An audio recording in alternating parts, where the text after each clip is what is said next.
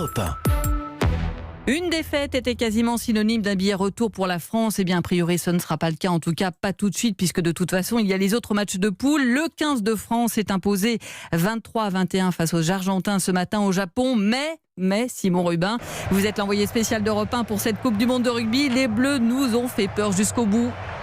Ah oui, énorme frayeur, les Bleus qui menaient 20-3 à la pause et qui ont encaissé 18 points en 23 minutes pendant la seconde période. Des Bleus rattrapés, dépassés, totalement perdus sur le terrain et qui n'ont dû leur salut qu'un drop de Camille Lopez en toute fin de match, entré peu de temps avant d'ailleurs. Alors on souffle côté français, mais pas de quoi avoir le sourire, tempère le manager Jacques Brunel. Soulagé bien sûr, soulagé du résultat. Pas totalement satisfait du contenu parce que je pense que on a montré quand même quelques hésitations, quelques lacunes, et donc il va falloir qu'on soit meilleurs pour aller plus loin dans la compétition.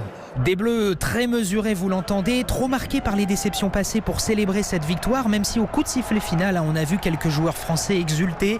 Très vite, tout le monde est quand même redescendu sur terre. Le capitaine Guirado l'a rappelé, il y a beaucoup à redire, notamment suite à la catastrophique seconde période.